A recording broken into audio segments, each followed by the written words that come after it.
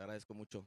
Muchas gracias a todos y bienvenidos aquí a Río. Eh, este panel va a ser un poco distinto porque tenemos alguien que habla portugués, alguien que habla portugués, inglés y español y portugués e inglés. Y entonces vamos a estar combinando un poco los lenguajes.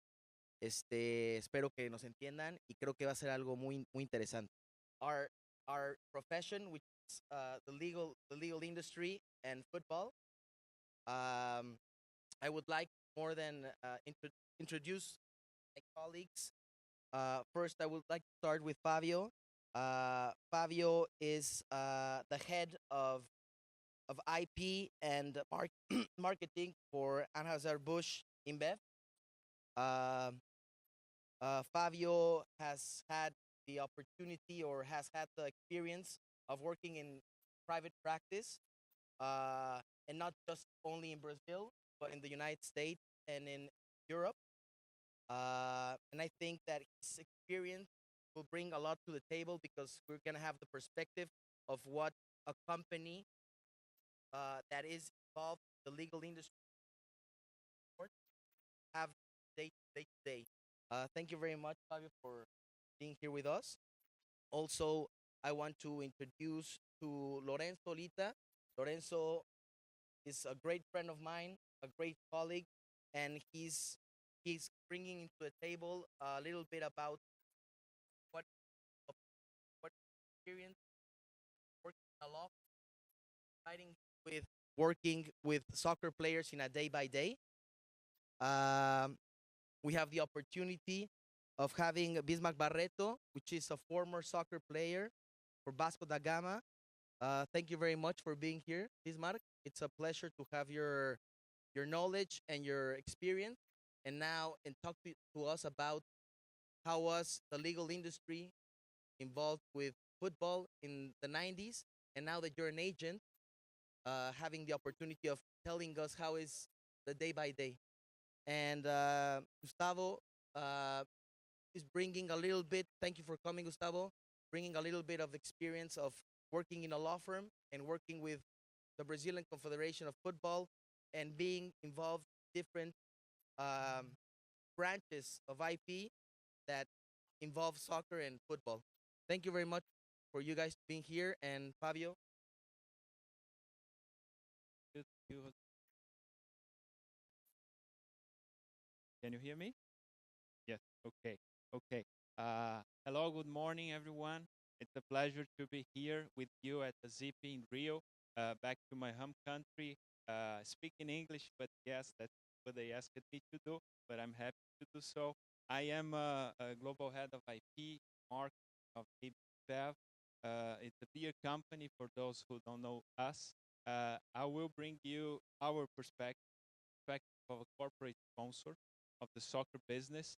We have here a lot of different aspects of the soccer business with different speakers. My perspective is of a sponsor. That's what you're gonna hear from me. Uh, Basically, we have in the agenda the introduction about Beanbath company, very brief. I will bring our perspective on what we expect from stock right owners. Also, what we expect from external counsel. A lot with external counsel, and I know that the audience, we have a number of great external counsel, people who are working in the IP sponsor industry. And I will talk a little bit about the major legal and IP challenge we find when we deal with or sponsorship negotiation. Uh, First, what is AB InBev? This is our footprint. Basically, we have more than 500 beer brands currently.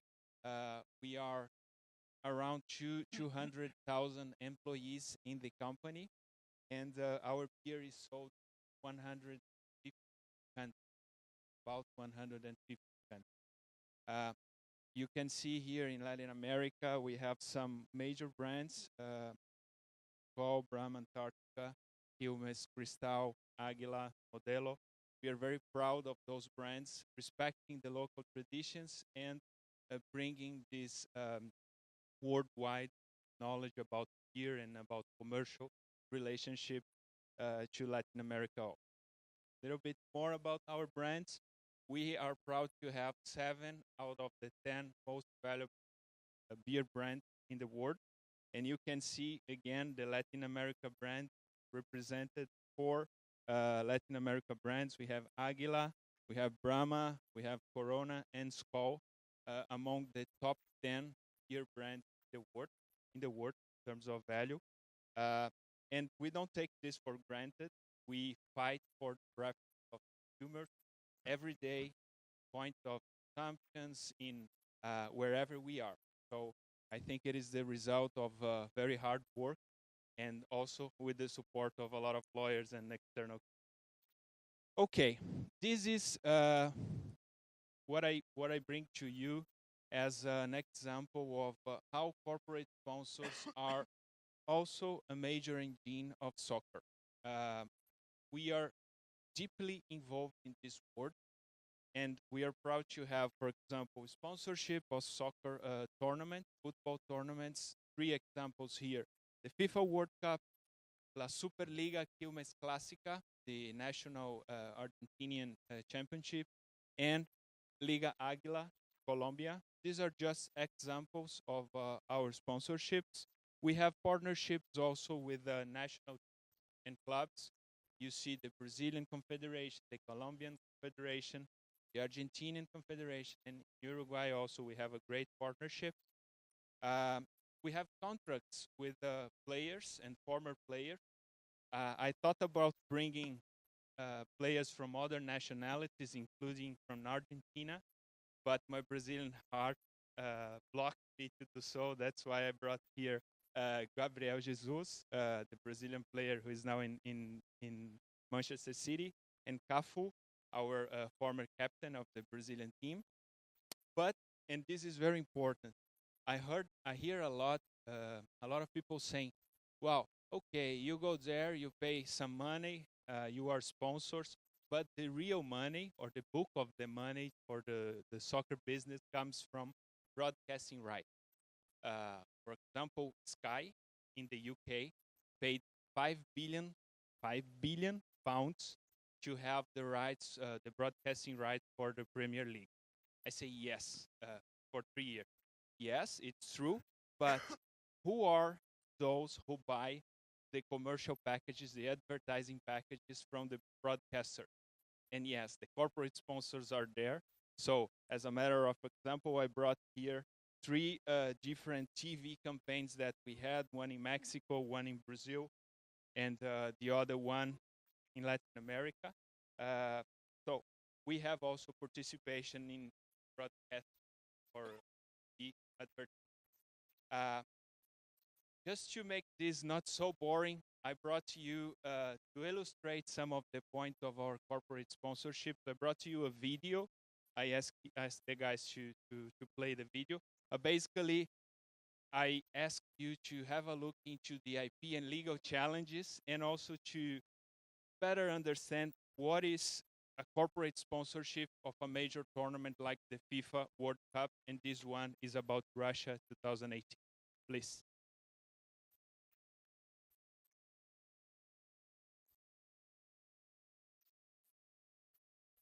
Video.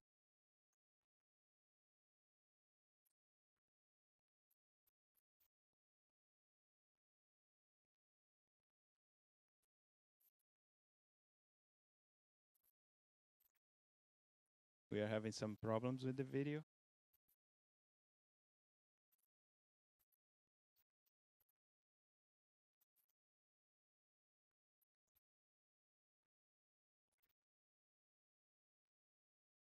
Well, let's try to have the video in the end. Okay, let's go back to the presentation, please.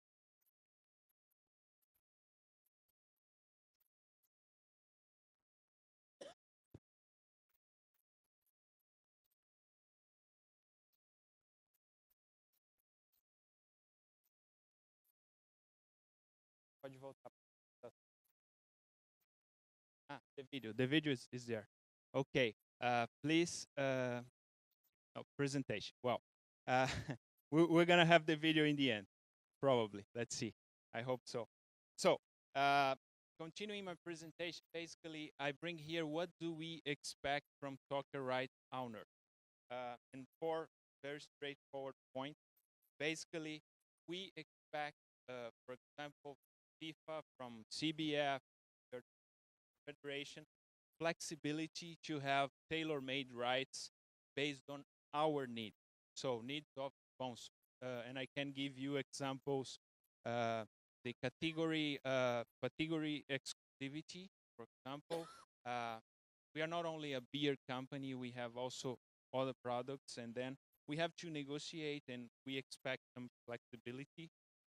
We expect also pouring rights, so the right to have our beer in the stadiums during the sponsorship, during the tournament. Um, and we expect to have, and the video will bring you perspective on this, to have specific assets linked to our product. During the FIFA World Cup, we had the Budweiser Man of the Match. Basically, the best player of each match, each game, received the trophy. It's the trophy that you saw in my first slide. And of course, use this to advertise our product all over the world. So flexibility for tailor-made price. Another very important point to have awareness of the contractual obligations on the ground, because sometimes decision must be taken on the ground and immediately, and it's not possible to check the contract every time we have a problem and we have a decision to make. So to save time and to make things easier, it is important for FIFA, for example, to train its employees on what are the obligations of FIFA towards the sponsor. We expect, of course, law-abiding behavior, regardless of local challenges. We know that some countries pose specific challenge in terms of legal awareness or legal enforcement. Yes, we know that. We live this also in our business, but we expect that FIFA, CBF, and other soccer rights sponsors follow the law. And if there is a breach, to react quickly and try to fix the problem. I mean, we also have problems with the law. It's part of the business of take some risk, yes, but we expect that the soccer right owners react the right way and in a timely way also. Finally, we expect strictly confidentiality of our commercial terms of the sponsorship. Why that? Well, each negotiation is specific. We negotiate on a case by case basis. There must be confidentiality over all the terms. Okay? And from external counsel, what do we expect from external counsel? I know most of you here represent law firms or IP firms who are involved in kind of sponsorship agreement. First, of course, we expect a great knowledge of our business and also our brand priority. By that, um, again, FIFA World Cup, we had a worldwide sponsor or an international sponsor, which is Budweiser, present in more than 100 countries. But we also had national sponsors. So Brahma in Brazil, Quilmes in Argentina. So in order to negotiate a better deal, the external counsel has to understand what is the priority of Quilmes, what is the priority of Brahma, and what is the priority of Budweiser. I invite you, check out the website of your client, talk about the brand so that you become a better negotiator for your client. Also, a very important point, comprehension of valuation principle. Every item of a sponsorship agreement has a value for the company, has a price.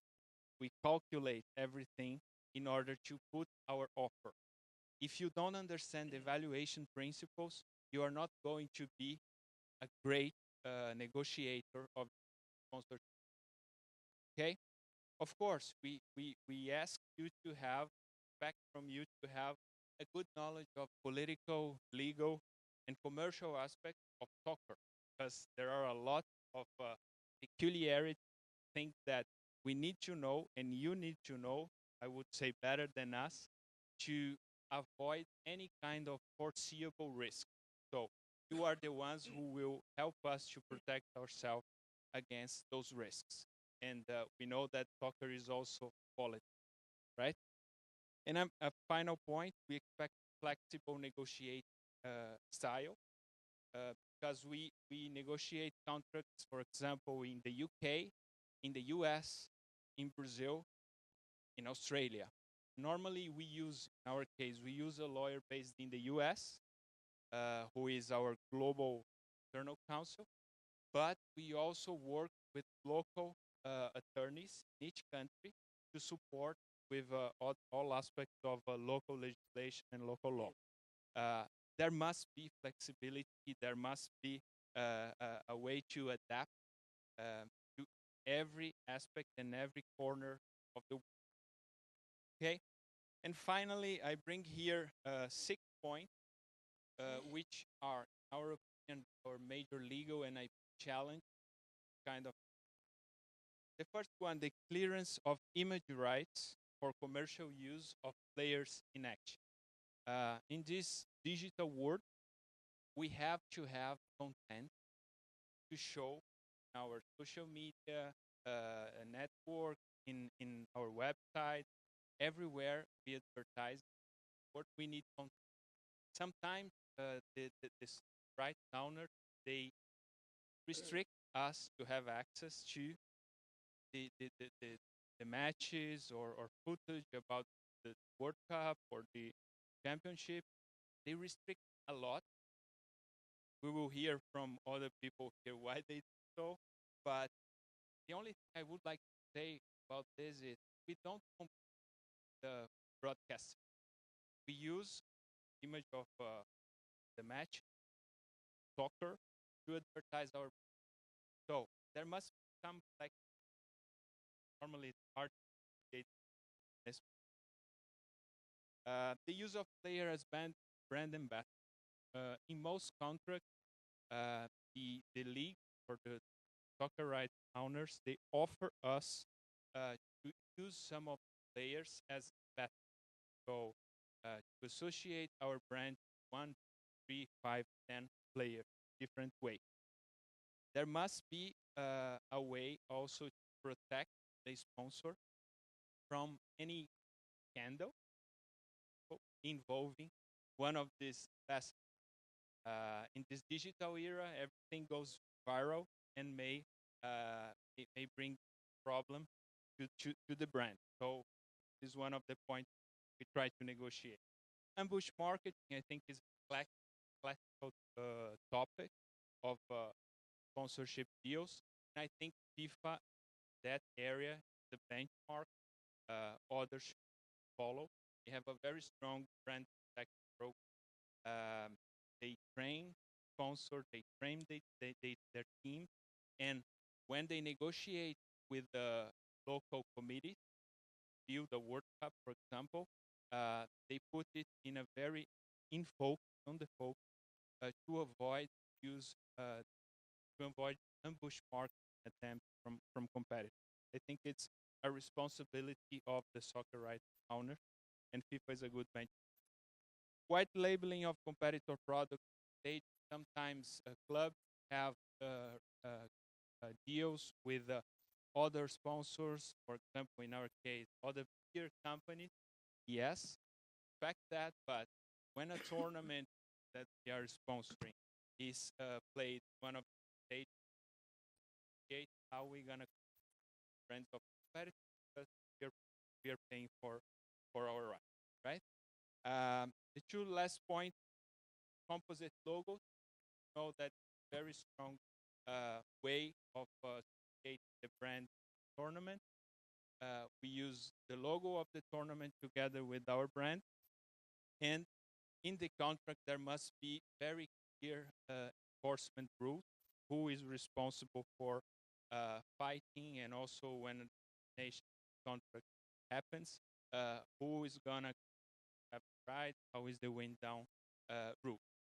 Okay, and the final point I bring new normal, what we call new normal right termination.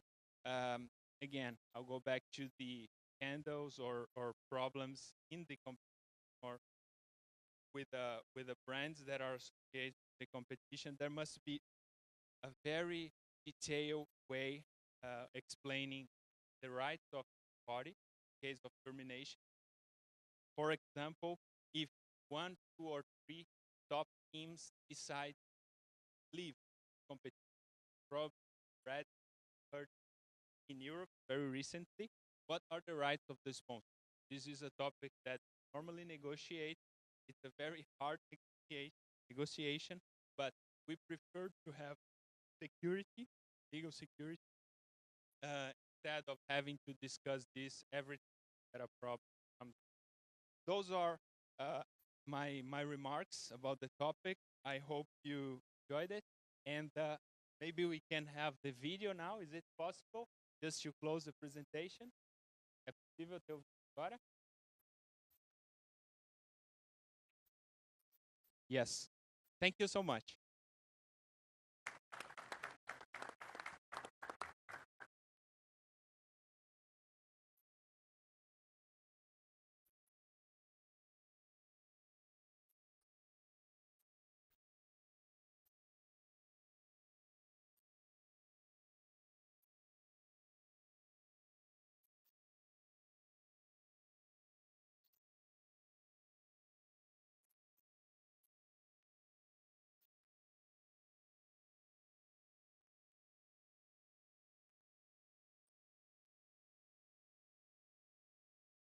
Thank you very much, Fabio, for your talk and really appreciate your knowledge about this big case.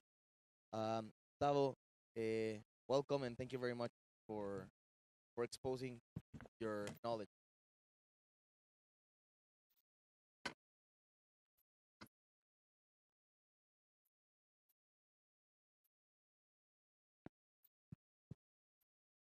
Huh? Can you hear me?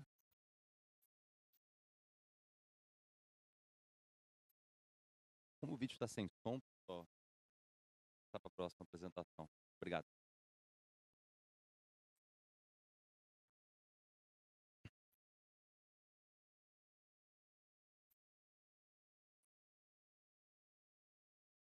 Hi, good morning, everybody. First of all, I'd like to thank Azipi again for the opportunity to be here. Last time I spoke at Azipi was in Buenos Aires 2 years ago.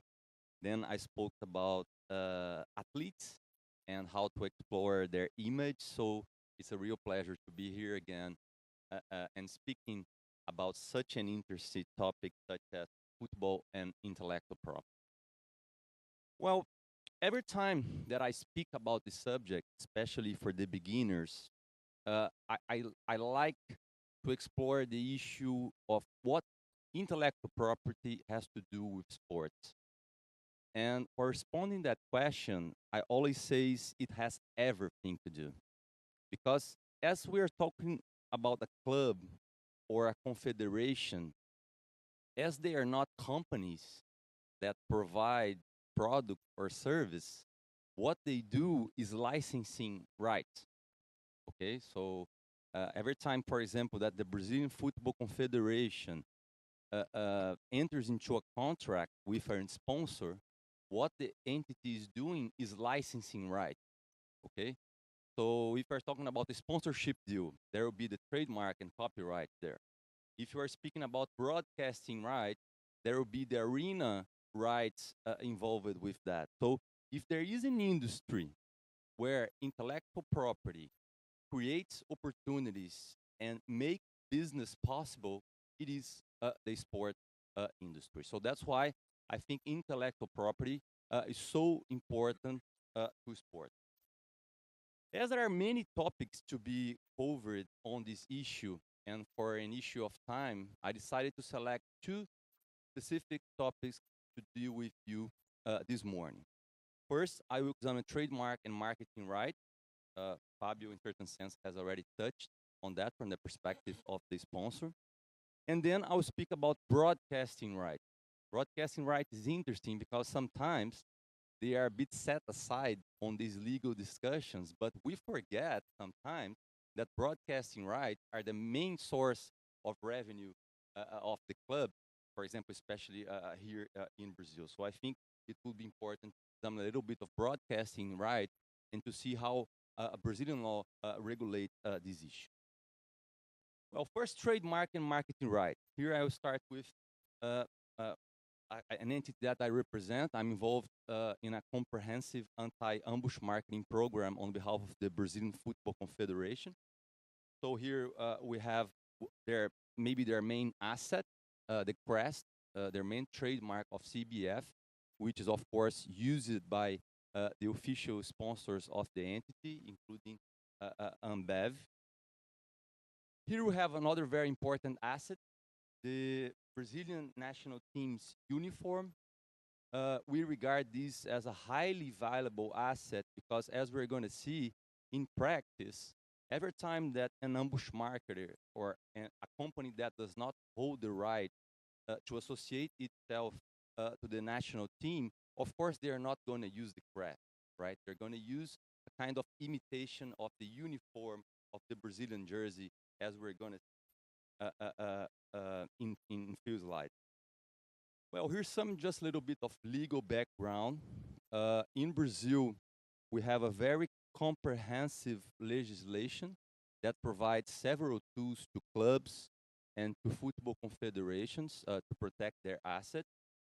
First, we have the Sports Related Act, the so-called Pelé law, which I'm gonna examine, which provide a very sui generis and specific right for sport-related entities. Then we can also rely on trademark. Trademarks are regulated in Brazil by the IP Act. Copyright also plays a very important role in this field. For example, when we're dealing with ambush marketing, copyright might be important to protect the layout of the jersey when it is copied by an infringer. Then we have the unfair competition provisions. This is very important, especially when the company that is doing the advertising campaign is a direct competitor of the official sponsor. So unfair competition might play a very important role in these discussions. And then we have the unjust enrichment provisions of the civil code that also might be particularly important, especially where the company that is doing the advertising is not a direct competitor of the official sponsor of the end. Here, just to specify a little bit, the provision that I mentioned of the Sports Related Act, the Pelé Law, it has an article, Article 87, which, as far as I know, is the only country that has this type of provision. In Brazil, the names and symbols of sports entity are exclusive property of the same for in all the Brazilian territory for unlimited period, regardless the existence of a registration. So you can see that this is a very powerful provision for sport entities. So in certain sense, even if you don't have a trademark registration at the Brazilian Trademark Office, you can rely on this provision to protect the intangible assets of the sport entity. We also advocate a broad construction of the term symbols, because in my view, the term symbols, if it's construed broadly, it can encompass not only the crest of the club, but it can also encompass the visual identity or the trade dress of the uniform of the team. So what we advocate is that the term symbols encompass not only the crest, but also the trade dress of the uniform, which can be particularly important in some disputes. So let's see how this provision is being dealt in practice by Brazilian court. Well, this was the first, I think, the leading case of ambush marketing dealing with these issues in Brazil.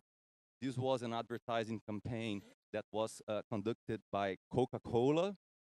They hired some former players of the national team, such as Bebeto, Dario, and Biro Biro. let's see if we can see the video of the propaganda. Vocês podem colocar o vídeo, por favor?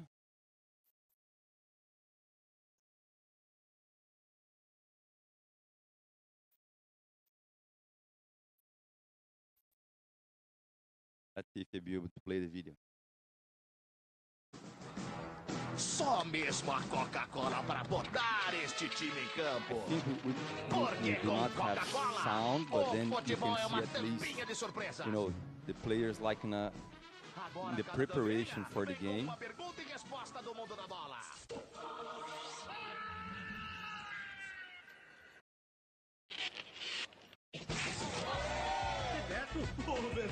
Peça sua e leve mais diversão para a mesa do bar.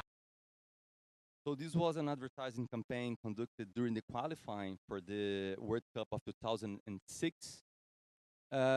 Coca-Cola was a former sponsor of the Brazilian Football Confederation. So in TBF's view, when Coca-Cola conducted that kind of advertising campaign, although they did not copy the whole trade dress of the uniform, because as you could see, they used the green short, in CBF's view, conducting the advertising campaign in that contest could create an undue association with the national team. So CBF brought an infringement action. It won both at the trial court and at the Court of Appeals of Rio de Janeiro, and the case went up to the Superior Court of Justice, the highest Brazilian court for this kind of issue.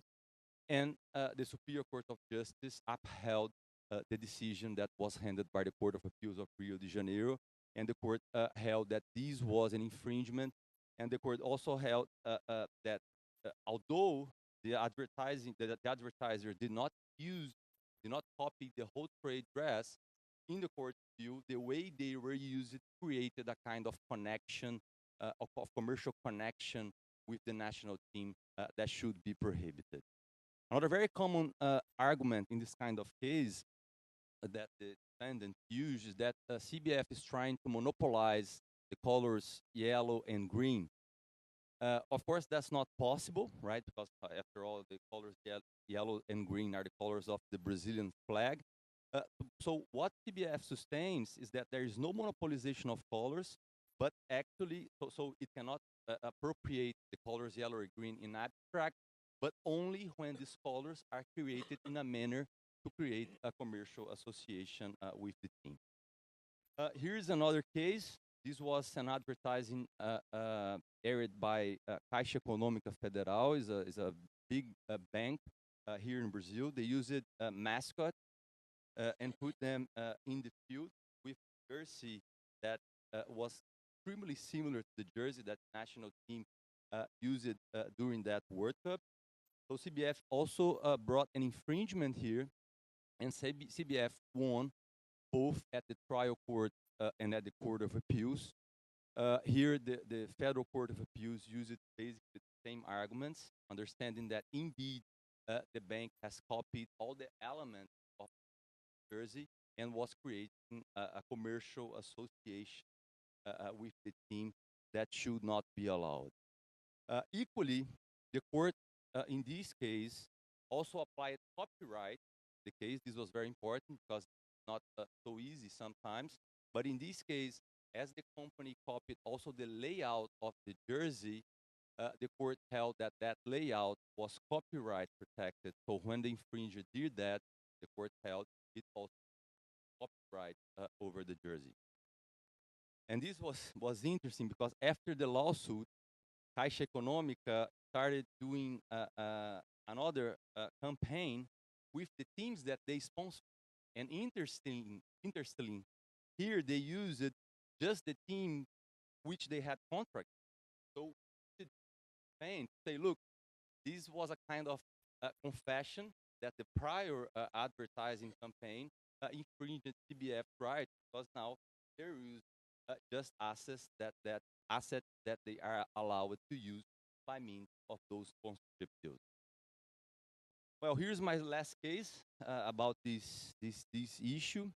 This case was between CBF and BRF, Sadia, the very large food company here in Brazil. Sadia also used it to be a sponsor of CBF, but during the Rio de Janeiro Olympic Games, they were no longer a sponsor of CBF. They were actually a sponsor of the International Olympic Committee.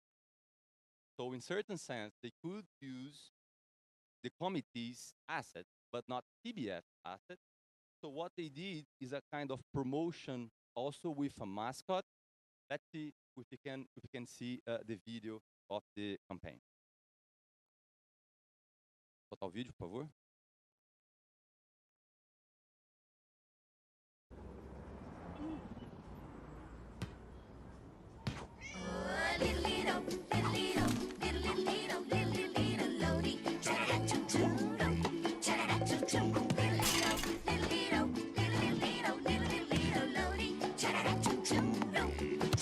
Agora, a cada R$ 30 em produtos Sadia, você leva o mascote na hora. E ainda concorre a pacotes pro Rio 2016. Promoção Meu Mascote da Sorte Sadia. Participe!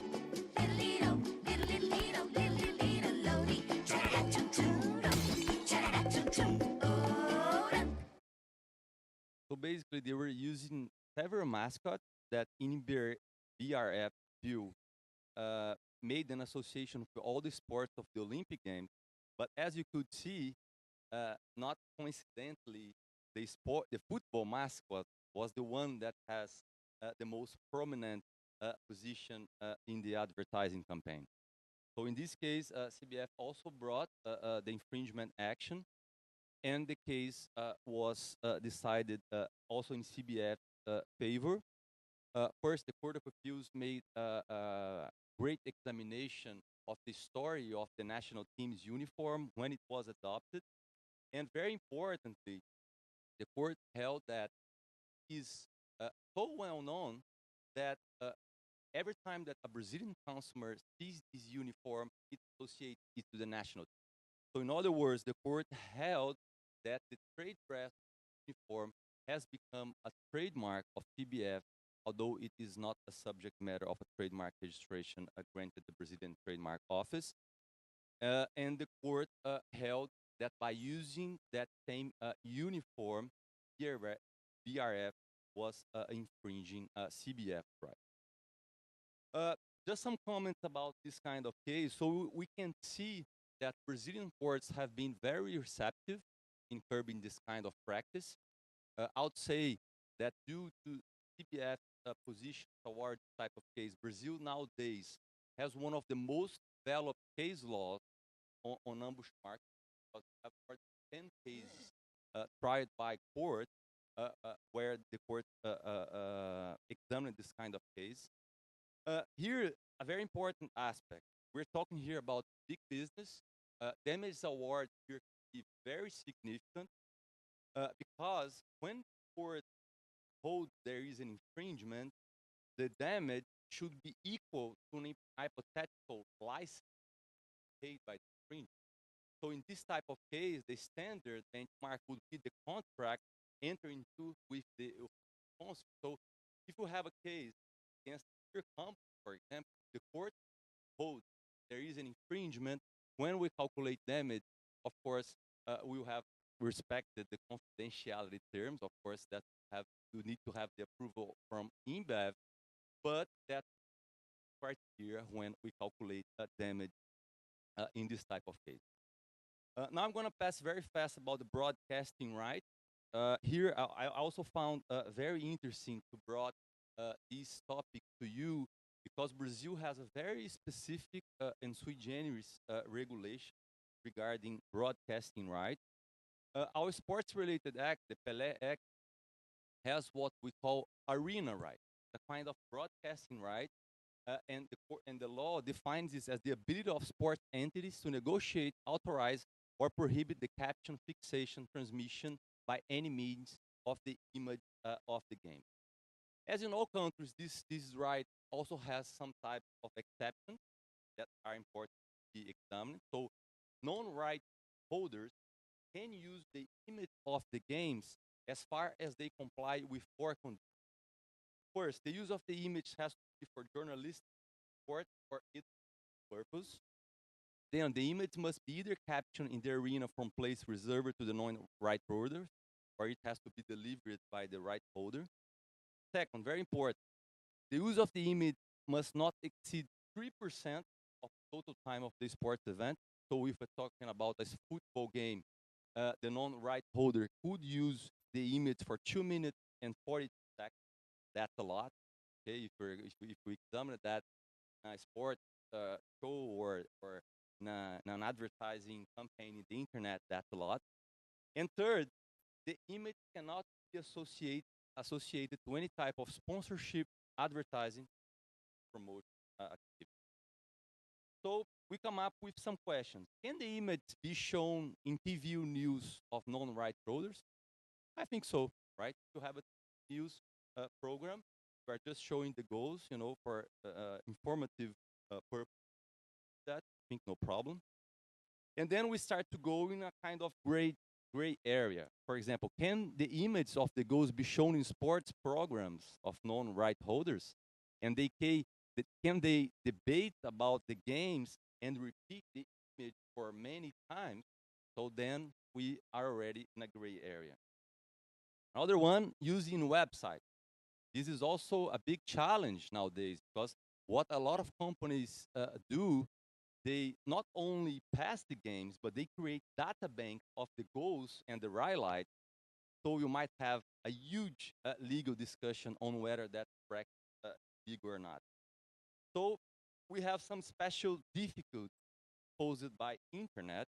For example, the first one is when the image can be made available by a non-right holder. For example, can the company which does not have the broadcasting right transmit the highlight and the goals during the game, or does it have to wait the termination of the game and then to broadcast it? Second, when the image can be made available, for how long can the non-right holder use the image? Here we have an issue as well, because if you are speaking about the journalistic use, theoretically you could use it for 24 hours, just one day, and not create a data bank, an eternal data bank that you keep your website using those images. Third, can the non-right holder use both goals and highlights? In certain sense, yes, as far as it respects the limit of 3% of the law, and how to qualify a certain use as journalistic.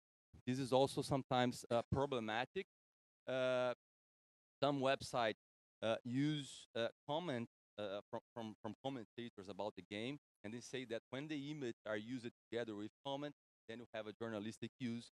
But this is also an issue that remains to be seen how court will deal with that. Now I'm heading to the end. Another important question: does the arena right turn illegal on-time coverage of the game?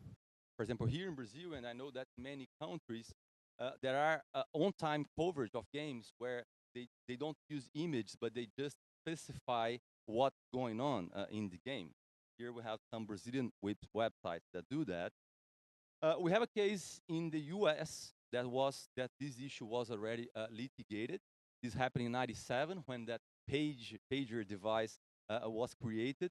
The pager created a service where they informed what was going on in the game, and NBA brought an infringement lawsuit saying that that was their property.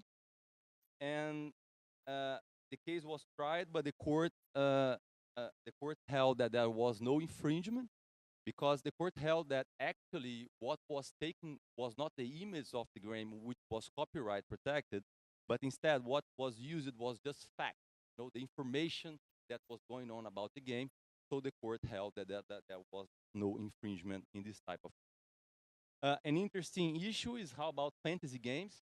Fantasy games here in Brazil have a very famous and successful one, Cartola, which is the one that players can they can act like coaches, selecting the players and then making points.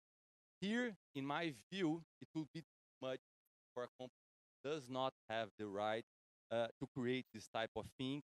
And also here, because you use just not the image of games, but also use the name of the players, the image of the players, and a lot of other assets that, in my view, need a license.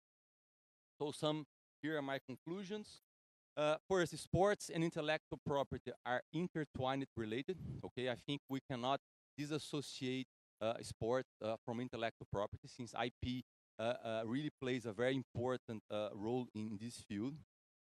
Brazilian law provides several tools for the protection of this asset. Okay, we saw that we have a specific provision, the Sport-Related Act, and also a very well-regulated uh, uh, uh, uh, framework regarding broadcasting rights.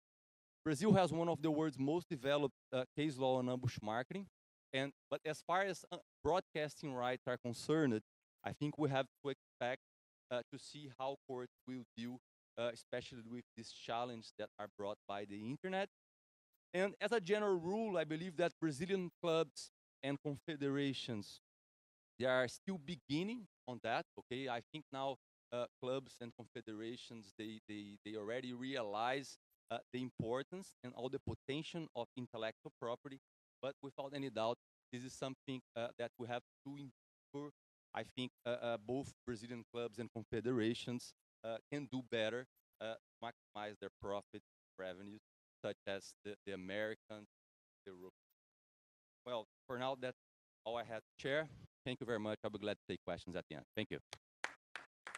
Gustavo, thank you very much. I have. Would you like for me to do questions right now or at the end for everybody? What do you want? At the end? Perfect. Bismarck, thank you very much for being here with us. I think it's very important for us to know about your experience, like I was mentioning, about how was the legal life in the 90s when you were a professional soccer player, and now that you're an agent and you work with soccer players in a day by day, how can you uh, advise soccer players that have a little bit of lack of legal knowledge, because obviously they're not lawyers, how to help them in a day by day? Thank you very much for coming, and your experience will help us a lot to know about football. Obrigado, José Antônio, e obrigado ao convite por estar participando do evento. Hoje eu vou falar um pouquinho da minha história, também um pouco da relação entre um jogador de futebol, na época que eu era, antes da Lei Pelé. O Gustavo falou muito da Lei Pelé, que foi implementada no Brasil em 1998. Vou falar um pouco da minha história, da onde eu comecei, de uma forma mais informal, sem vídeo, sem mostrar nada, mas contando um pouco da minha história de um ex-jogador de futebol e, naturalmente, hoje atuando como empresário e agente de jogador de futebol. Meu nome é Bismarck Barreto Faria, eu tenho 49 anos, joguei profissionalmente durante mais ou menos 18 anos. Comecei numa São Gonçalo. Eu sou de uma família de classe média aqui no Brasil na década de 70. Meu pai era subtenente da Polícia Militar e, naturalmente, como qualquer pai jogador de futebol, tinha fascínio por futebol, amava futebol e queria que os filhos também praticassem o esporte. De qualquer forma, nós não éramos ricos, mas também não éramos pobres. Meu pai tinha uma condição, na época, classe média, e era naturalmente, estudávamos bem, comíamos bem, tínhamos vestuário bom também. Só para vocês entenderem um pouco, na época do meu pai era tão fascinado com o futebol que quando eu tinha 6 anos de idade, nós tínhamos 2 casas. Uma casa que nós morávamos e uma outra casa que meu pai alugava para um inquilino que pagava aluguel. Nessa ocasião, meu pai saiu para trabalhar, minha mãe era dona de casa, começou a fazer os afazeres de dona de casa. Quando ela ouviu, tinham pessoas quebrando a casa que não era nossa, a outra casa que era no mesmo quintal, e ele tinha pedido para os inquilinos devolverem a casa.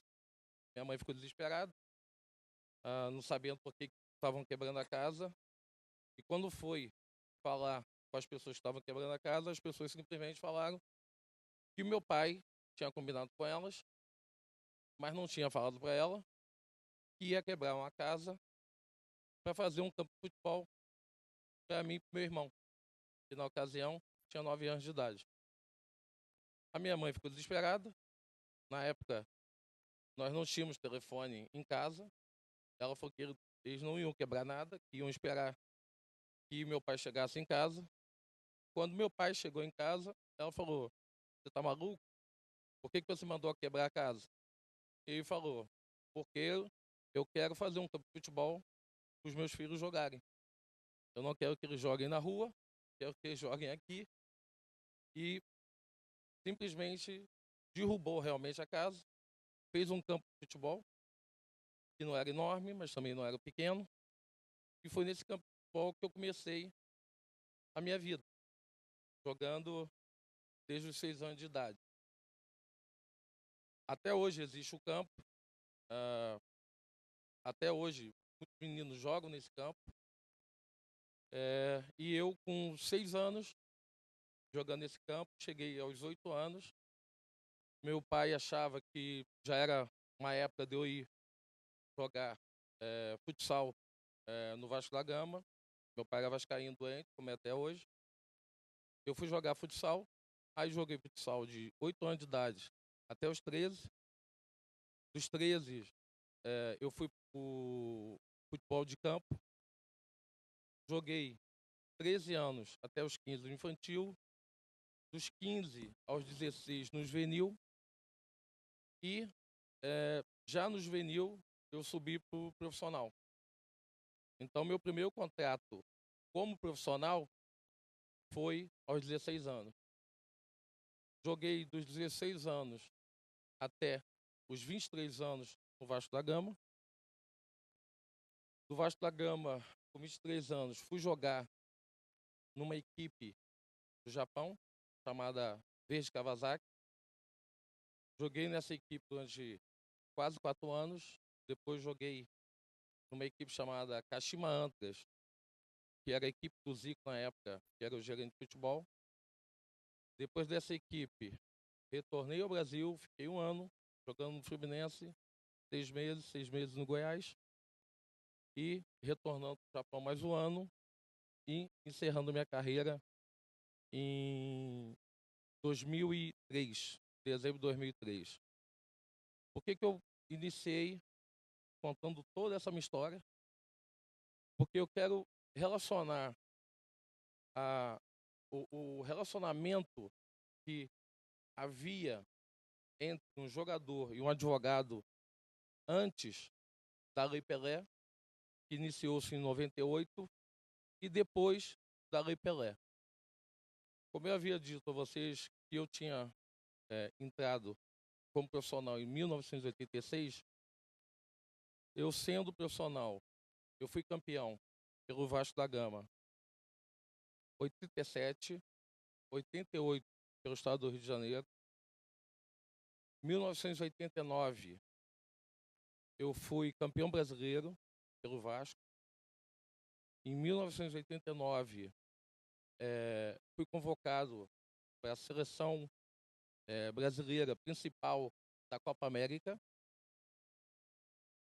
Fui campeão com a seleção na Copa América e fui 1 ano depois para a Copa do Mundo, com 19 para 20 anos. Por que eu estou contando essa história? Eu voltei essa história para poder contar em relação a ter ido para uma Copa do Mundo tão jovem e tão novo.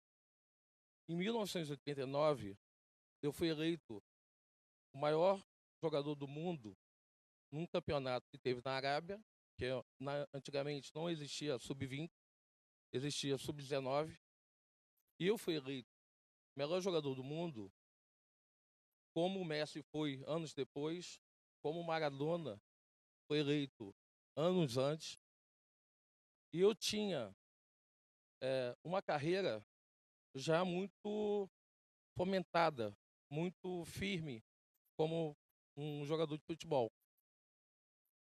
Nesses 4 anos, de 1986 até 1990,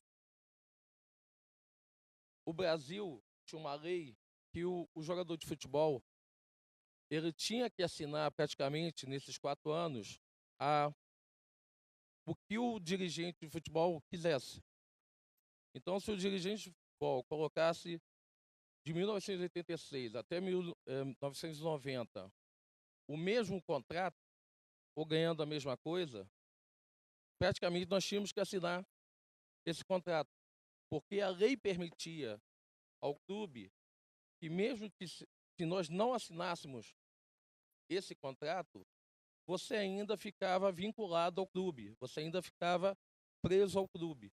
Então, você de alguma forma, como você queria continuar jogando, como você queria continuar se apresentando bem e pensando no futuro melhor, você tinha que praticamente assinar isso e sem discutir, sem discussão, sem ponderação.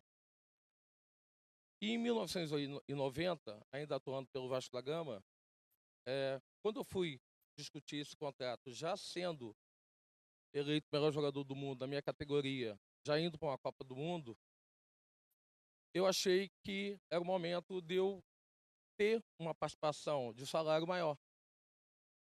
Quando eu fui assinar, o dirigente do Vasco na época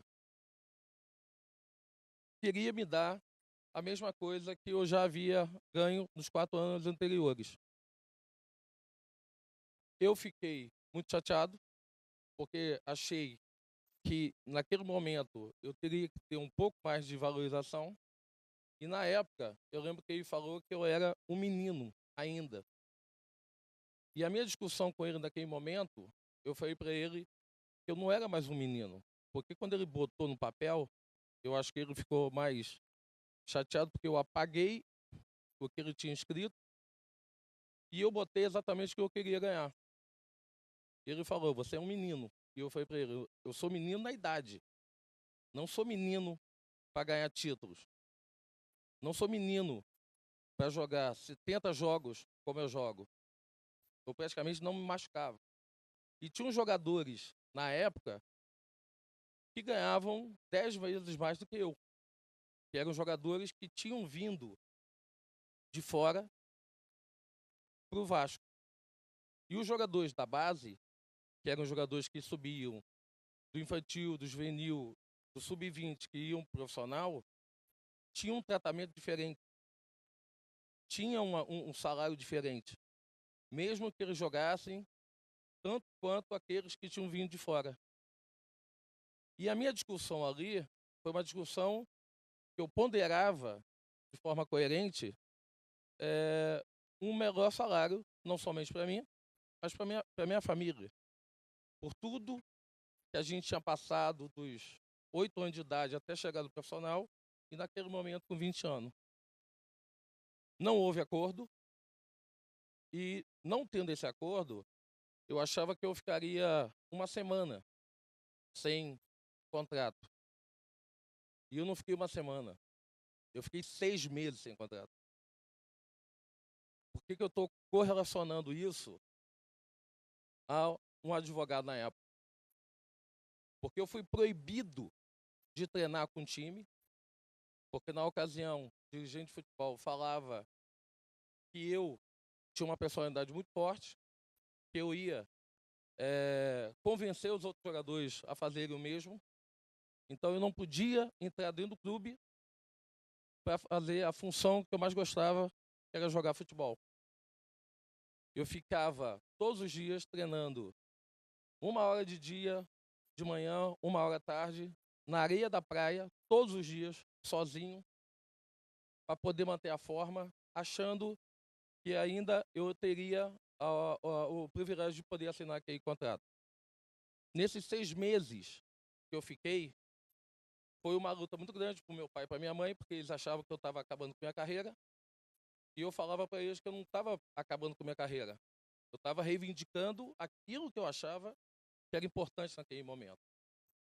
Nesse momento dos 3 meses, veio um clube da Alemanha chamado Bayer Leverkusen, que queria me contratar. Fui até a Alemanha, fiz um contrato, um pré-contrato de 3 anos, e quando retornando ao Brasil, esse clube veio comprar do Vasco, e o mesmo dirigente que queria me pagar pouco, pediu um valor, na época, muito grande, para que um clube da Alemanha pudesse comprar um jogador do Brasil. Não houve acordo, eu discuti de novo com ele, dizendo que para me vender eu estava caro, para me pagar eu estava barato. Se eu tivesse um advogado naquele momento, eu acho que as coisas andariam diferente. Eu acho que haveria um acordo diferente. Eu acho que haveria também uma coerência, tanto minha, porque na época eu não tinha um agente de futebol. Na época eu ia discutir meus contratos sozinho, sem nem meu pai. E eu, se tivesse um advogado naquele momento que pudesse ponderar, que pudesse conversar comigo, fazer uma intermediação com o dirigente, eu acho que eu não ficaria 6 meses sem contrato. Acabou que, nesses 6 meses que eu fiquei sem contrato, o time começou a perder. E a torcida começou a exigir que renovassem o meu contrato. E o Vasco começou a perder, e o Vasco começou a perder. E essa renovação só veio em função que o Vasco estava perdendo.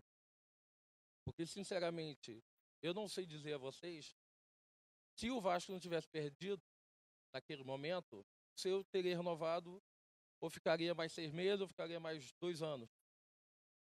Porque você era obrigado a ficar preso. O que eu fiz? Sem advogado, sem ninguém me aconselhando.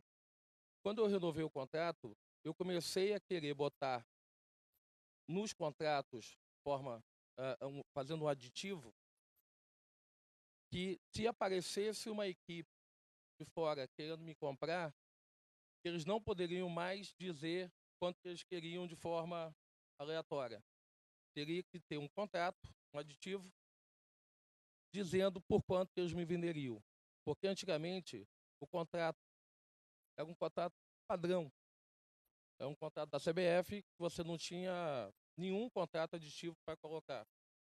E eu comecei a ver que se eu não fizesse isso, poderia ocorrer de novo que eu não chegasse num acordo e ficasse sem contrato mais alguns meses e eles pedirem o que quisessem.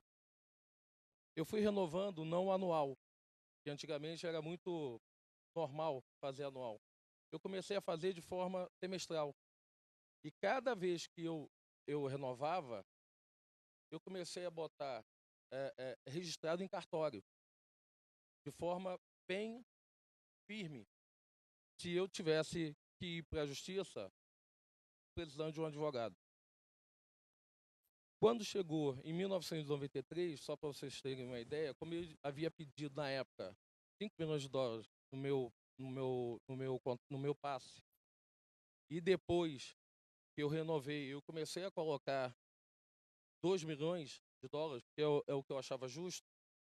A cada 6 meses, eu vim diminuindo esse contrato, vim diminuindo esse valor de venda. Quando apareceu a proposta para eu ir para o Japão, faltava um ano para a Copa de 94. Eu estava sendo convocado pelo Parreira, estava entre 30 convocáveis, possíveis convocáveis que o Brasil teria para 94. E quando surgiu a proposta do Japão, eu achei que meu ciclo no Vasco estava chegando ao final, já tinha chegado ao ápice.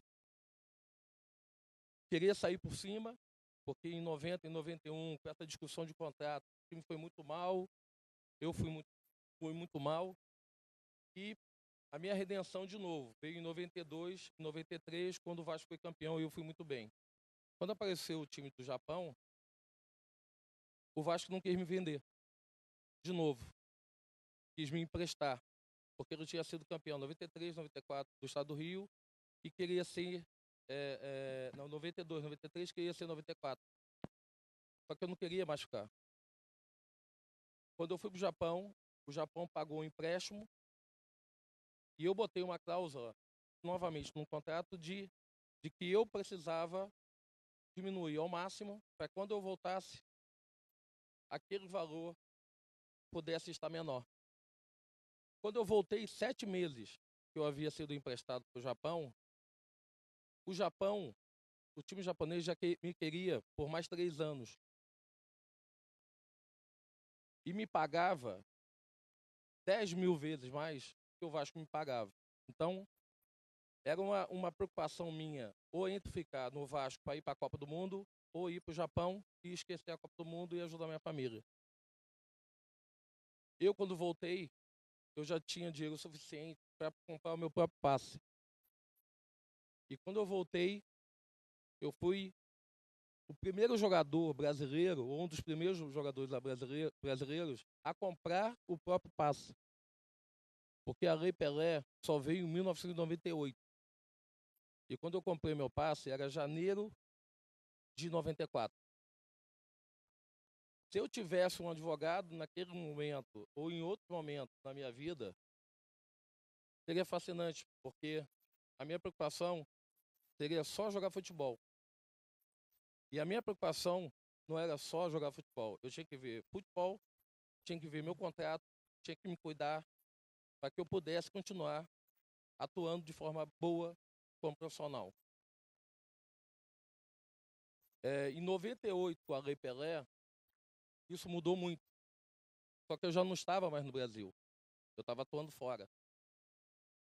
E os contratos japoneses eram contratos muito maiores, mas com coerências muito maiores também.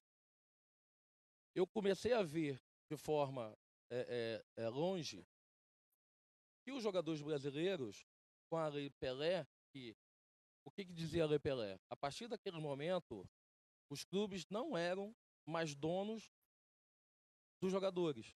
Eles eram donos dos jogadores enquanto esses estivessem com contrato.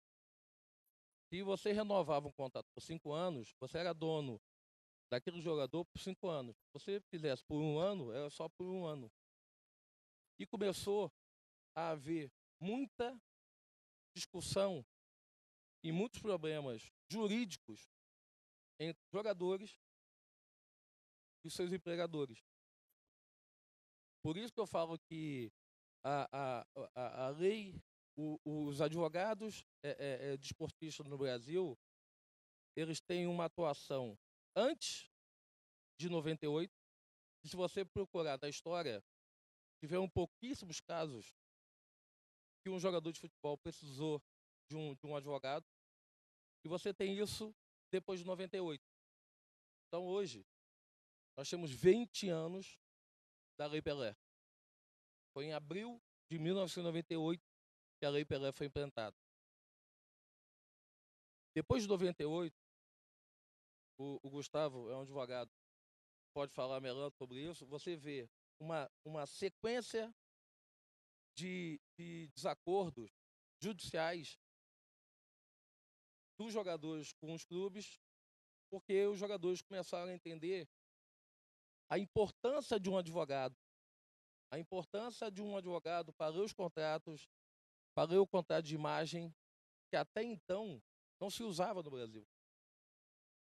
Então, esse foi um divisor de águas de 98 até hoje, porque hoje eu tenho uma empresa que atua no ramo de futebol. A minha empresa, por exemplo, acabou de vender o Arthur para o Barcelona. Nós temos o Mário Fernandes na Rússia, nós temos o Fernando na Rússia. Em cada país tem a sua legislação. Em cada país tem a sua legislação local que, junto com a FIFA, faz o contrato do jogador de futebol. Eu tenho um exemplo muito grande, e o Lorenzo participou disso esse ano, que a venda do Arthur foi uma venda demorada. Foi uma venda de muitas cláusulas, de muitos acordos, de muitas conversas, de muitas discussões. E o Lorenzo sabe o quanto nós dependemos, porque o Lorenzo é o advogado da minha empresa, que circunstancialmente a gente sempre precisa de um aconselhamento, uma visão de fora de quem está discutindo um contrato, de um pai do jogador, de um jogador. Hoje, a minha relação, do meu sócio, da minha empresa com o jogador de futebol, ela é sempre muito transparente. E eu escolhi ter um agente de futebol até porque até 1998 ou 2000 eu não tinha um agente de futebol. Eu acho que hoje o jogador de futebol precisa e muito de duas pessoas. Um agente podendo aconselhar, podendo discutir sobre futebol, sobre a vida dele fora do campo, mas precisa muitíssimo hoje de um advogado. Eu não tenho dúvida de que com direito de imagem, com todos as cláusulas que envolvem hoje um jogador de futebol, se você não tiver um advogado, você pode estar perdendo milhões numa negociação, num contrato. Eu acho que a minha vida jogando futebol foi uma vida magnífica, porque era uma profissão que eu amava, é uma paixão nacional e é um amor que eu sinto até hoje pelo que eu faço.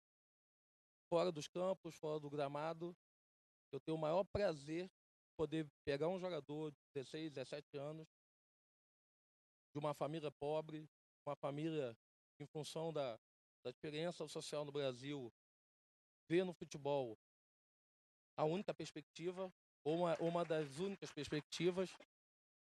E hoje eu posso dizer que eu posso ter jogado durante 19 anos, tenho o maior prazer, o maior orgulho da minha carreira, mas tenho também o prazer de hoje poder estar ajudando com a minha empresa e com meus advogados poder seguir uma carreira de um jogador de futebol.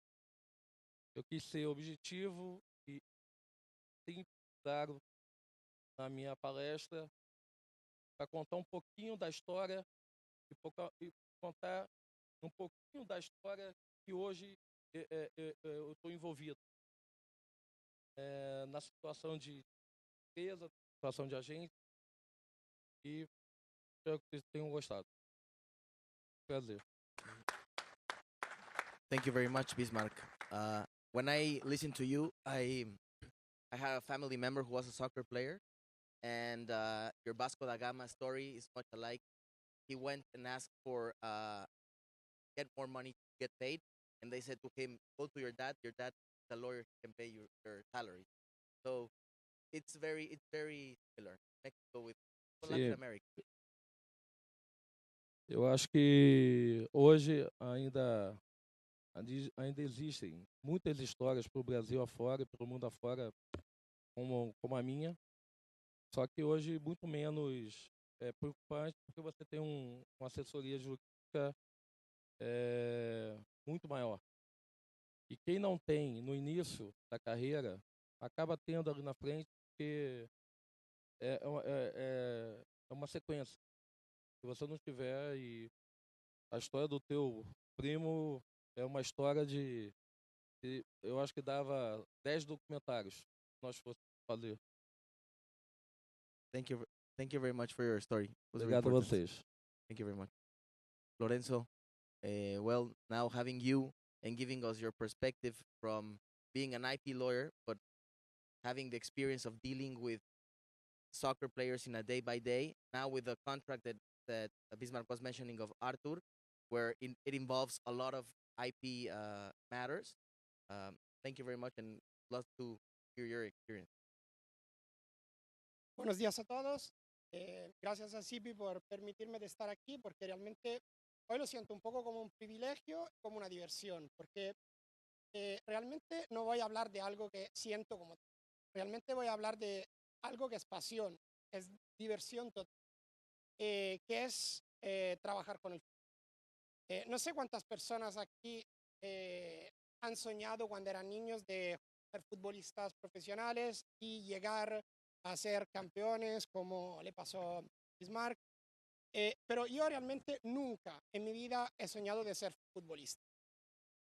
Sí, soñaba de ser piloto de Fórmula 1, como Ayrton Senna, pero lo que soñaba aún más era de ser representante de futbolistas y de cuidar de alguna forma sus carreras, porque la parte de manejar las cosas es la que más me daba gusto, la que más me divertía. Entonces, hablar de eso es hablar realmente de mi pasión. Hablar de mi pasión quiere decir también que la diferencia entre las marcas que están en el mundo del fútbol, mundo del deporte, y las marcas normales son que a la capacidad distintiva te agrega algo que es mucho más fuerte, que es la pasión. Y obviamente, siendo el año de la Copa, no se puede no empezar hablando de emociones con las emociones de la Copa del Mundo.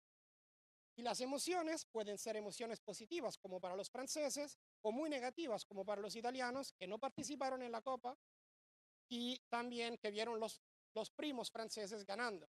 Así que para mí, ver eso no es buena emoción, pero ver a eso sí es muy buena emoción.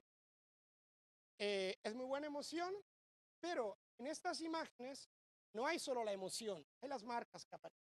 Están en las camisetas, hay las marcas de los patrocinadores que están por atrás, hay todo lo que pasa en la televisión. O sea, todo lo que han hablado Fabio, Gustavo, también lo que habló Bismarck, es algo que se junta en las imágenes que se ven. Lo que tenemos que hacer nosotros como abogados, por un lado, es simplemente permitir que el juego se desarrolle de la mejor forma posible y cuando se representan a los jugadores, hacer que ellos puedan maximizar sus ganancias para tener la mejor carrera posible como futbolistas, tener ahorros suficientes para que si no quieren trabajar después puedan también hacerlo.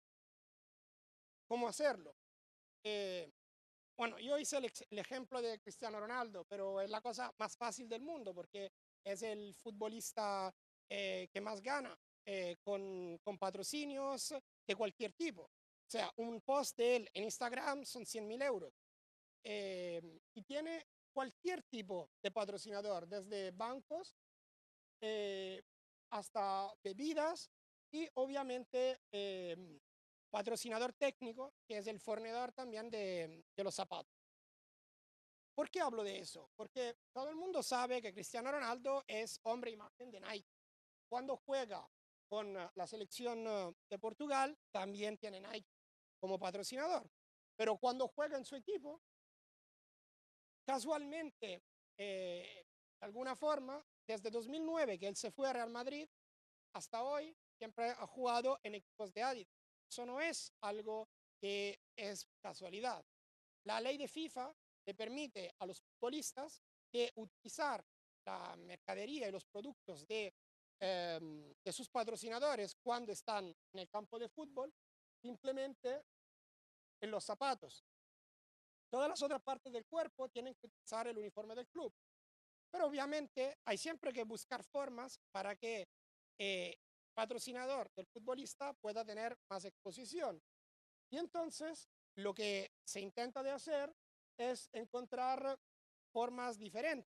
Por ejemplo, Cristiano Ronaldo que llega a un entrenamiento de Real Madrid llevando una camiseta de Nike.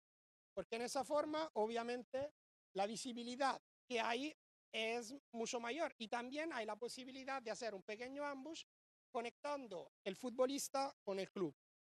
Esas cosas es un poco el nuevo desafío, yo lo llamo el desafío 2.0, para nosotros que somos abogados de IP, que vamos hablando de ambush desde hace 10 años por lo menos, en conferencias continuamente, ¿qué es el ambush? O sea, al final la creatividad humana no tiene límite. Y lo que tenemos que hacer es aprovechar de las posibilidades de la creatividad humana, estando adentro de lo que la ley nos permite para desarrollar los intereses de nuestros clientes. Cristiano Ronaldo sigue siendo un buen ejemplo porque también para nosotros como abogado de PI nos da una perspectiva más grande, porque no solo ha hecho su propia línea de calzoncillos, obviamente ha registrado su marca, tiene sus gimnasios en España y en Portugal, sino que también hizo un acuerdo con Pestana, que es una de las mayores cadenas de hoteles en Portugal, y ahora hay los Pestanas CR7 en Lisboa, en Madeira, y creo que va a abrir uno más en Madrid muy pronto. Hay casos como este en los cuales una parte fueron mencionados por Fabio, en que se llega a un límite, en que el riesgo pasa lo que es posible y en que los patrocinadores realmente se enfadan. Pero este es un caso bastante extraño. Lampard, que está en la izquierda, que fue capitán de la selección inglesa durante muchos años, era jugador patrocinado por Adidas. Siendo patrocinado por Adidas, tenía que estar, cuando no estaba en funciones técnicas, llevando ropa de Adidas. Obviamente, estando en la selección de Inglaterra, que estaba patrocinada por Nike, podía meterse uniformes de la selección con el logo de Nike. Pero lo que hizo es que evidentemente le gustaba esa camiseta de Nike, que no tiene nada que ver con la de la selección, y se la puso. Y Adidas quería romper el contrato. Entonces fue un gran trabajo de los abogados para permitir a Lampard de seguir con su contrato. Pues hay casos que son para mí geniales. Eso pasó en 2 días seguidos, en julio de hace 3 años. En la izquierda hay Mario Götze, que procedente del Borussia Dortmund se fue al Bayern Múnich, que es un equipo que históricamente está patrocinado por Adidas. ¿Y qué hace? Llega en la presentación llevando la camiseta de Nike. Y el día siguiente, Isco, que está en la derecha, se fue a la presentación con el Real Madrid llevando la misma camiseta de Nike, porque estaba obviamente todo coordinado, porque Real Madrid está patrocinado por Adidas. Estas cosas, como abogado, ¿las aconsejas o no las aconsejas? Claro que las aconsejas si son cosas que están hechas porque están permitidas por los contratos. También depende del momento en que se hace. Lo de Götze fue un riesgo muy grande porque fue directamente en la presentación después de haber firmado el contrato. Entonces había posibilidad para el Bayern Múnich de romperle el contrato y tú no puedes permitir que tu jugador por ganar algo más pierda el contrato. Lo de Isco fue mucho más inteligente porque él llegó así a los test médicos.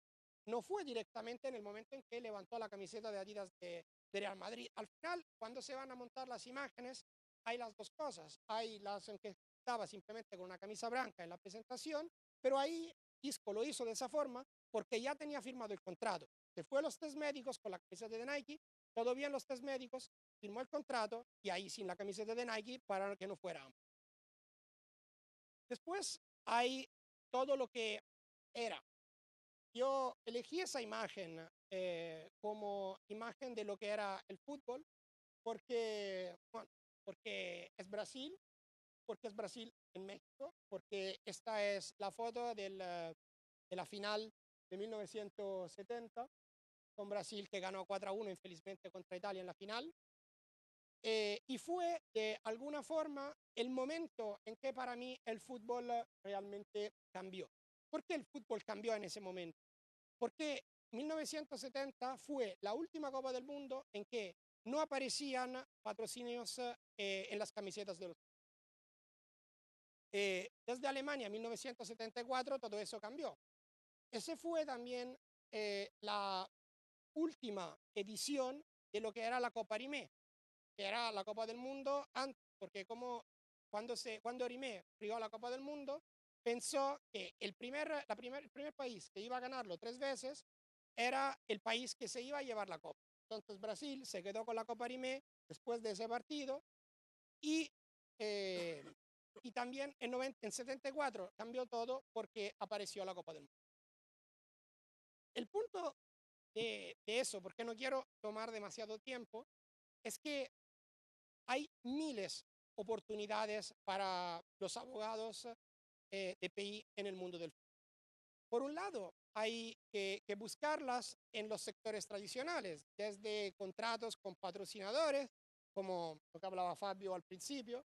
Por otro lado, buscando de representar los que son los actores verdaderos, que son las federaciones, que son los clubes, porque se puede representar en temas de propiedad industrial y se puede representar en todas las negociaciones que tienen que ver con los futbolistas.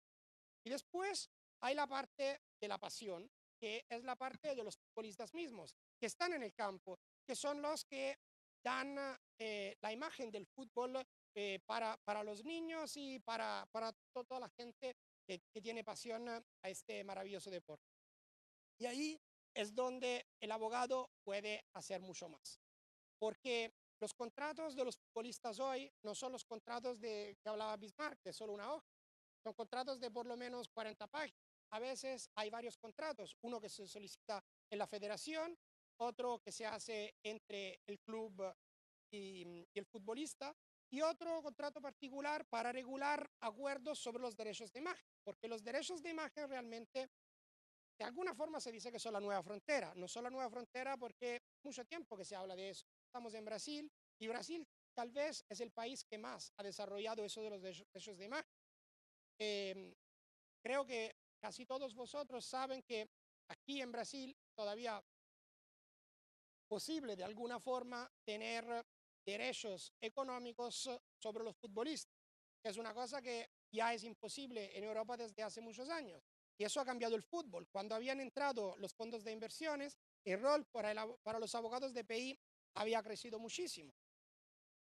¿Por qué? Porque obviamente la posibilidad de transformar los derechos de imagen de una cosa que es accesoria en el contrato a la parte principal del contrato y mover el futbolista dependiendo de dónde se mueven los derechos de imagen es una cosa que cambia completamente los valores en el campo.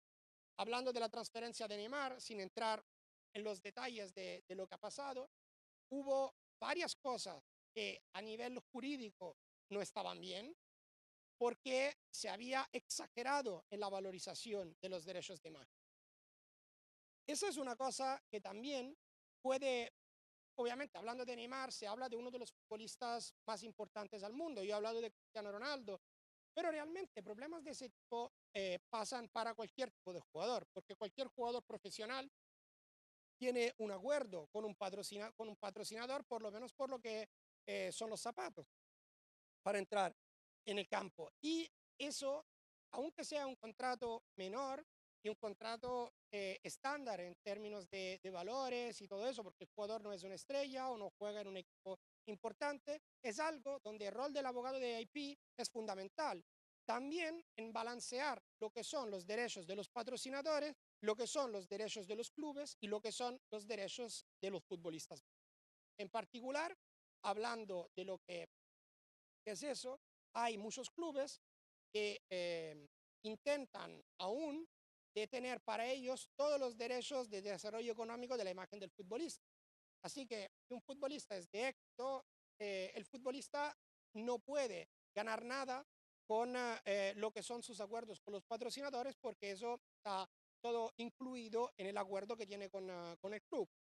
La mayoría de los equipos hoy, con el fútbol que se ha transformado en un mundo donde hay mucho dinero, muchos intereses que van además de la prestación deportiva, están permitiendo a los futbolistas de tener una parte de derechos que son todos los que están relacionados con el partido, que son directamente de uso solo del equipo o están divididos al 50%, eso depende también de los clubes, y todo lo que es fuera del partido, el futbolista lo puede desarrollar como quiere, simplemente informando al club que ese día tiene un cierto tipo de compromiso. Pero también hay otros retos para los abogados, porque hay equipos que meten cláusulas absurdas para mí, que si un jugador llega con un minuto de retraso a un entrenamiento, tiene que pagar multas de como de 5.000 euros por cada minuto de retraso, hasta 50.000 euros y obviamente, o sea, hay jugadores que tienen cosas así con contratos de 60 al año.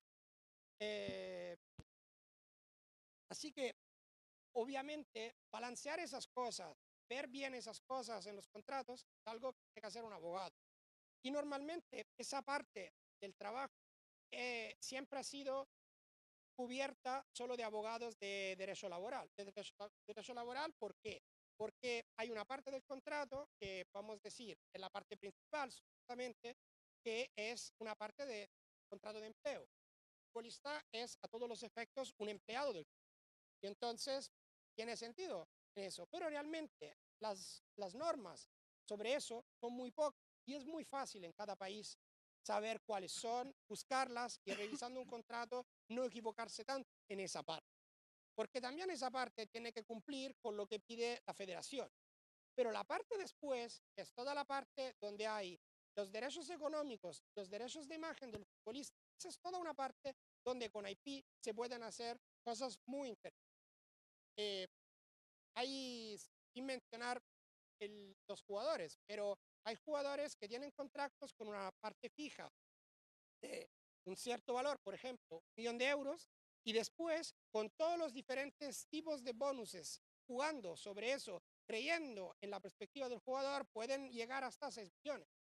Me acuerdo un abogado italiano que hace 10 años empezó a hacer contratos de esa forma. Y él me decía que siempre hay que creer en tu atleta, cualquier sea ese atleta. Hace 4 años, él firmó a un entrenador italiano con un equipo inglés. El entrenador italiano se llamaba Claudio Ranieri y el equipo inglés se llamaba Leicester City. Era un equipo que el año anterior había acabado en lugar 17 de la tabla inglesa, o sea, la última posición para quedarse en Premier League. Y Ranieri llega ahí y quería un contrato de un cierto tipo de valor. Y Leicester no podía permitirse ese valor. Le dijo, nosotros te podemos dar solo la mitad de eso. Entonces, el contrato se hizo, si él llegaba a la posición 17, él cobraba ese valor. Si llegaba a la posición 16, el valor subía del 50%. Si llegaba a la posición 15, subía de otro 50%. Llegando a posición 15, llegaba a tener el doble de lo que el club le iba a dar. Y después, sobre la posición 15, por cada posición, 100.000 libras más. El Leicester ese año fue campeón de Inglaterra, una de las mayores sorpresas de la historia. Y con esos tipos de cláusula, el entrenador ganó 9 millones de libras ese año. Empezando con un contrato que era tal vez uno de los peores de la Premier League y fue el entrenador que más ganó simplemente por cómo estaba construido el contrato. Entonces, también son cosas donde hay mucho espacio para todos nosotros, para trabajar, para llevar nuestras expertise y ayudar futbolistas, entrenadores y también equipos, porque las mismas cosas se pueden hacer en las ventas de los jugadores. Si tienes un jugador que es joven, hay un equipo italiano que ha vendido un niño, lo digo yo, de 16 años por 32 millones de euros. Pero realmente el chico había jugado 2 partidos en la primera división en Italia, así que venderlo por 32 millones de euros, nadie está dispuesto a eso. Realmente el jugador fue vendido por 5 millones de euros. Esa era la parte fija. Y hay todos bonuses, fácil para tenerlos si el jugador cumple, para llegar a ese valor de 32 millones. Ahí sí hay mucho espacio. Y entonces, por un lado, como el fútbol es algo que os interesa, o sea, interesa a muchos de los que está aquí, muchos de los hombres, también muchas mujeres, os invito a pensar de trabajar también con eso, que es una manera interesante para desarrollar su experiencia en ello. Gracias. Muchas gracias, Lorenzo. Creo que lo que estás platicando acerca del tema es muy importante como para México, educar a los equipos que limitan mucho a los jugadores en el tema contractual. Al final tú sabes que en México, si tú te vas por la vía judicial para un tema de fútbol, estás bloqueado de por vida en el fútbol. Entonces creo que hay un tema de educación y también de que el fútbol, particularmente de un país que yo conozco como es México, hay que enseñar y hay que educar porque al final bloquean totalmente al jugador. Yo conozco 2, 3 jugadores que han han demandado por la vía judicial, nunca en su vida volvieron a jugar fútbol. Eso pasa en todos los países. Sí. Entonces, si eres futbolista y demandas a un club, y eres agente, demandas a un club, no trabajas más con ese club y tal vez en esa liga. Pero temas como el pacto de caballeros, que si hay un jugador mexicano que quiere ir a jugar a Europa y quiere regresar a México, tiene que pedirle permiso al equipo donde jugó anteriormente, ya no es dueño de la carta, para regresar a jugar, porque hay un acuerdo entre todos los dueños de los equipos. Además es ridículo, pero es algo que tenemos que enseñarle o de sus países traerlo a nuestro país para que no vuelva a pasar, porque es un abuso. Bueno, obviamente es un abuso y es una de las situaciones parecidas a la que había en Europa antes de la ley Bosman. Claro, claro. No sé si alguien tenga alguna pregunta. Gustavo, I have one question for you. In the Latin American region, there's a big case. I see that you have the Pelé regulation. The Latin American region, there's a team like a Sao Caetano from Brazil, very small team, that it was the month of the year where it's the national month. They used the national team uniform, um, and um, and they were sued by the company that represents the national. So I know here in Brazil, what would be the outcome out of it? Your experience here in Brazil. Bueno, yo voy a intentar contestar en español. Eso se pasó en realidad con varios equipos, a causa del Mundial, especialmente el Mundial acá en Brasil. Diversos equipos hicieron uniformes en homenaje a la selección brasileña de 70, 82, o sea, equipos lendários. Yo entiendo que la protección que la ley Pelé confiere, como dijo, y los tribunales vienen reconociendo eso, es el trade dress del uniforme, o sea, la identidad visual es protegida. Entonces yo creo que ese tipo de reproducción o de uso no es permitido, y lo que puede ser particularmente danoso cuando el equipo que patrocina el equipo es un equipo diferente que patrocina la equipe brasileña, ¿no? Entonces yo creo que eso no sería permitido. Hubo algunos casos, pero todos ellos han sido resolvidos por notificaciones judiciales. Perfecto.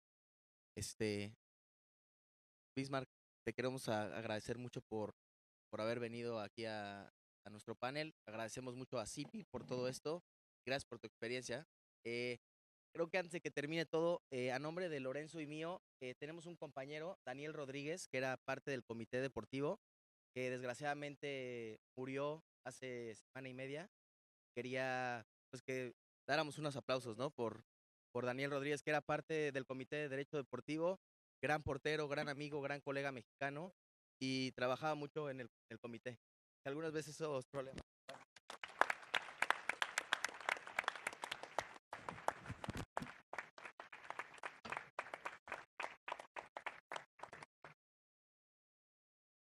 Gracias.